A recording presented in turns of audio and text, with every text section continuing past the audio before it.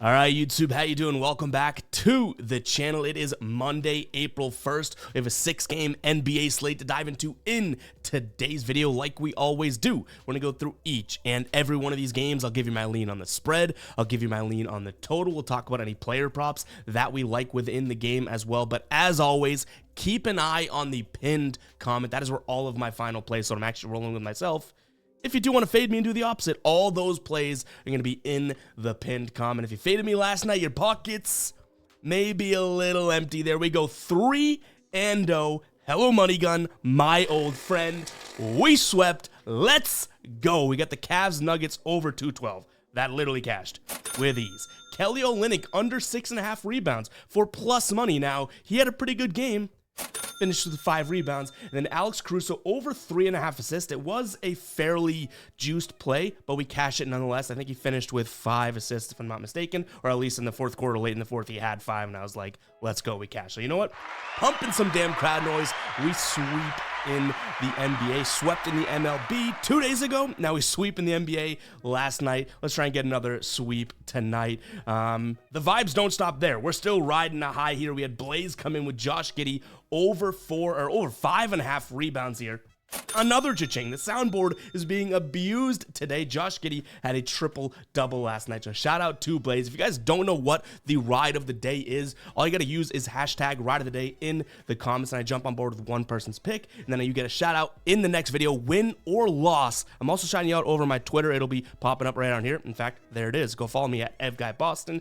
And if you win, we continue to ride with you, so we'll be keeping an eye out for Blaze's pick today. If it doesn't get in by around 2:30 p.m. Eastern time, we'll ride with someone else. So make sure you get those hashtag ride of the days in the comments. But hit that subscribe button. Do not forget to like the video either. And let's jump into game number 1 here. We've got the Charlotte Hornets at home hosting my Boston Celtics here. Right now, Hornets 17-point favorites in this one. Total sitting at 219. My one concern is that this Boston team, like, what do they have to play for? Do they care? They look like they cared against the Pelicans. They cover that one. They won 104-92 in their last game. So I am going to lean towards Boston just because I don't think that Charlotte cares to win games either. Like, you can make the argument that this Celtics team doesn't care about winning anymore, number 1 seed, blah, blah, blah. But, like, what is Charlotte truly playing for, right? Like, they're not going to try and win necessarily. So I'll lean towards the Celtics. I don't think it becomes a final play because the Celtics win this game by 15 and crush them, right? Still doesn't cover the spread, so not really worth it to me. In terms of a total here, I could see the Celtics and Charlotte both kind of pulling their foot off the gas to some degree, so I'll lean towards the under as well. And then from a player prop perspective, I like Miles Bridges over 21.5 points. Celtics have struggled to cover the paint, or cover at the rim and defend the rim in the restricted area as of late. So he's the type of guy that has that motor. Even if the game sort of is sort of lulling, he's going to be like, all right, let me get to the rim and make a layup. Like a very big, I want my stats guy. He has 22 and 33 in his last 2 games here. So yeah, for plus money, I like this. If this was even minus 115, I probably wouldn't consider it, but I could be convinced of Miles Turner over 21.5 points today. But again, there's a few games on this small NBA slate that are just kind of like meh. And this is honestly the most meh of them all. I don't know if we have any final plays coming out of this game.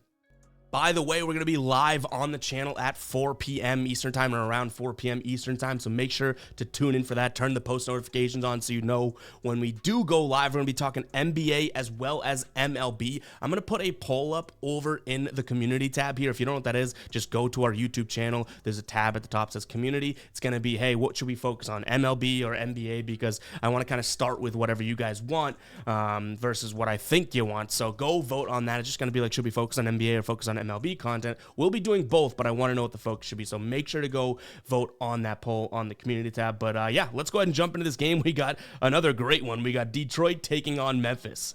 I think this is just going to be like a lesser of two evils spot here. And Detroit's coming off of a win. Both teams have lost 8 of their last 10, but Detroit coming off a win against Washington.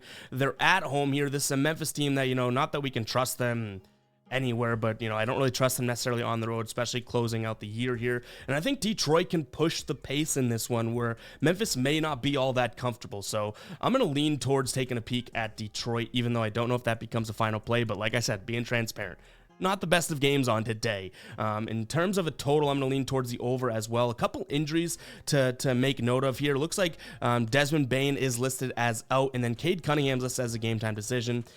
Though there's already a low chance this becomes a final play, I wouldn't roll with Detroit -2.5 if he is out. Fontecchio is also out for Detroit. From a player prop perspective here, I like Cade Cunningham getting some assists if, again, he does get the go, but as of right now, he is listed as a game time decision. In terms of what we're looking at for odds, let's pull that up right here. In terms of his line here, you're getting +110 for over 7.5. He's had 10, he played Memphis once this year, had 10 assists, so I do think that could be there. He had 17 potential assists, and he's averaging 14 potential assists per game. So for him to get 8 isn't necessarily out of the question. And for plus money, I don't necessarily hate that spot. Next up, we got Indiana taking on Brooklyn. I know Indiana is the better team. They obviously probably are more fired up for this game too because they're the 6th seed. Their ranking matters, I guess. I do believe Brooklyn, at the 11th, I think Indiana is going to care a little bit more about this game, and that is what we have to focus on to some degree heading into the end of the year, like what games matter and whatnot.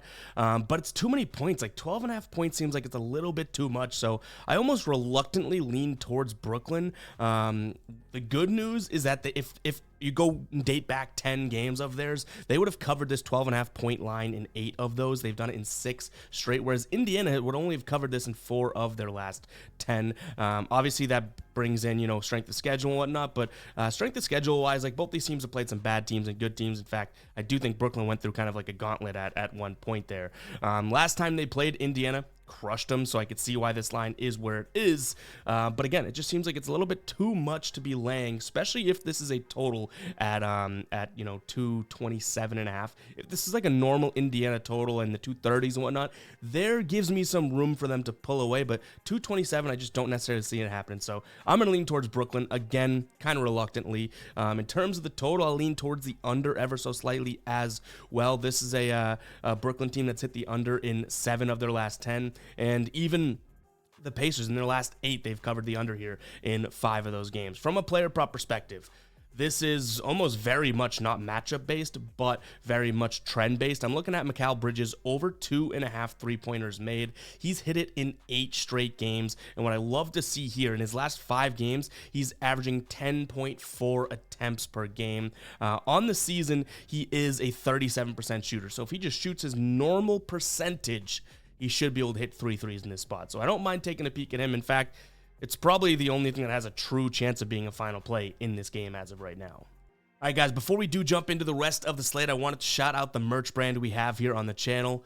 Fade Me. If you guys do want to pick up some great merch at a great price, head over to fademe.store. I'll put that in the pinned comment as well. We got tons of new products like the Money Gun collection. In fact, let's just go to new arrivals here. We have the new Fade Me embroidered swish hat, the hockey jerseys, which I think is really tough. The Money Gun collection, we have tons of new products. The Gambler collection, still some of our best sellers, but tons of products just overall over on the store and more coming. So make sure to check it out, guys. If you want to support what we're doing here and get some great merch at the same time, head over to fademe.store. I get super pumped every sale we get because we put a lot of time and effort into this store, and I think we launched it just about 7-ish months ago, if I'm not mistaken, maybe 8, and I couldn't even have dreamed of how supportive you guys have been and how successful it is so far. So appreciate everyone that's picked stuff up so far. Go check it out if you haven't. Fademe.store. Now let's jump in to the last 3 games of today's slate.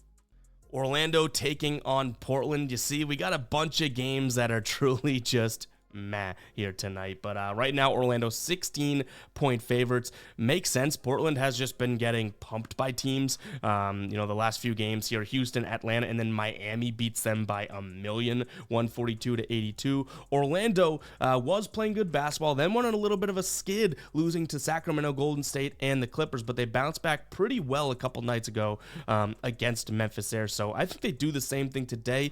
The question is, can they really win by 16? I don't know if I love that, but we could see somewhat of a, maybe an alternate line or some sort of a teaser with some of these other games here. So I will lean towards Orlando, but just know that I'm hoping that we can somehow finagle if we want to make this final play and take a peek at, lessening that line. Even if we go with a teaser with taking like a total here, because I do like the over as well, just because I do know Orlando's going to play good defense, but Portland's not. Like Portland, last 2 games, Atlanta scores 120. Okay, they're a fast-ish paced team. Miami, very similar to Orlando, right? They dropped 142 on their head. So I do think that this could be an over type of a game. Orlando scored 118 against Memphis. What was it? 121 against New Orleans. I'm thinking about them playing some of these better, better defenses. What team isn't better than Portland, right?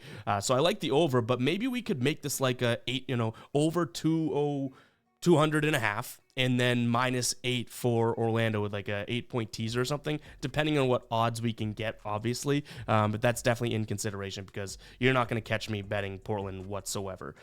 From a player prop perspective here, I do think that this could kind of turn ugly. So someone like Paolo Banchero under 34.5 PRA. He's hit it in 3 straight against Portland. He's hit it in 8 of his last 10. Not that I think he's going to have a bad game or anything like that. I just think that, they may not need Banchero or Franz Wagner to step up and go off against this Portland team. You know what I mean? All right, next up, we got Chicago taking on Atlanta. Finally, these last 2 games of the slate are actually somewhat, palatable. But right now, Chicago 2.5-point favorites at home as they take on the Hawks. Chicago on a back-to-back here. They get the win against Memphis, 109-101 last night. My concern, and the reason I'm probably going to lean towards Atlanta here, is that back-to-back. Chicago been a little iffy on back-to-backs this season, whereas Atlanta, when they have rest advantages over their opponent, they've covered in 61.5% of games. And I do think that this is going to be a pretty close game. Atlanta, the better offensive team in terms of points per game and efficiency. Chicago, the by far better defensive team in terms of points per game allowed and defensive efficiency. Chicago should win the rebound rate. Atlanta should probably win the points in the paint battle and the 3-point battle. So this should be a close game. I'll happily take the points with Atlanta here.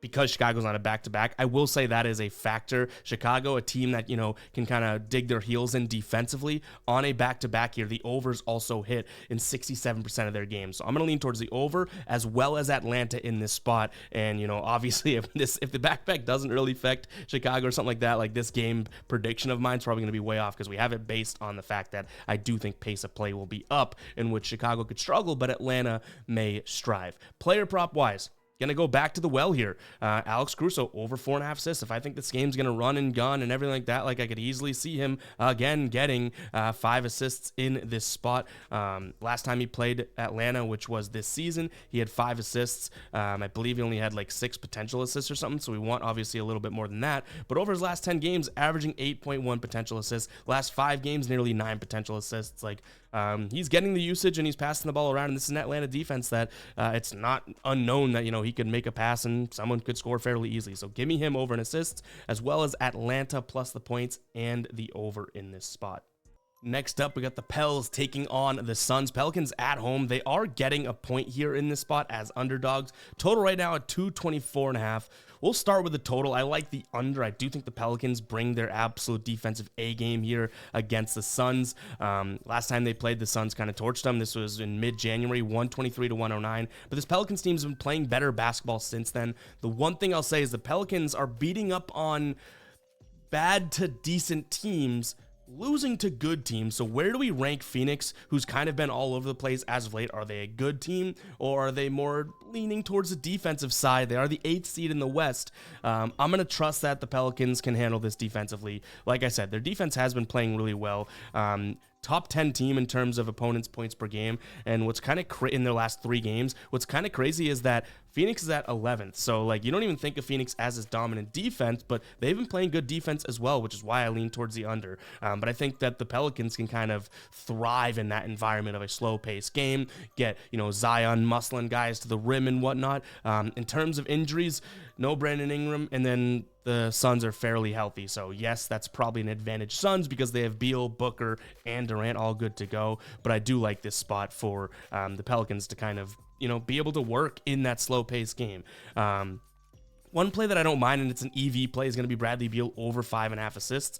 Reason being, this is a minus 125 over on FanDuel play for over 5.5 assists. DraftKings minus 145, BetMGM minus 150, Caesars minus 151. So you have some sort of an advantage taking that over on FanDuel. Does it guarantee that he gets 6 assists? No, but you know you're getting a really good bang for your buck there in that spot. I also don't mind taking a peek at Zion's under 5.5 assists. I think that this is going to be a scoring game for him. No Brandon Ingram, I understand that, but even still, without Brandon Ingram for the majority of these games, in his last 10, he's only hit the over in 2, so under in 8 of his last 10, and I think that this is going to be a spot in which, again, Zion wants to get to the rim, so for plus 124, I could consider his under 5.5 assists. And guys, it's going to wrap it for today's show. If you made it this far into the show, go ahead and comment 15 because you made it to the 15-minute mark. Make sure to go check out the MLB show as well. Pay attention to all the YouTube shorts that we're posting on the channel, and come tune in live at 4 p.m. and talk some basketball and baseball with us. Very excited for these live streams that we've been doing. With that being said, catch you guys in the next one, all right? Peace out.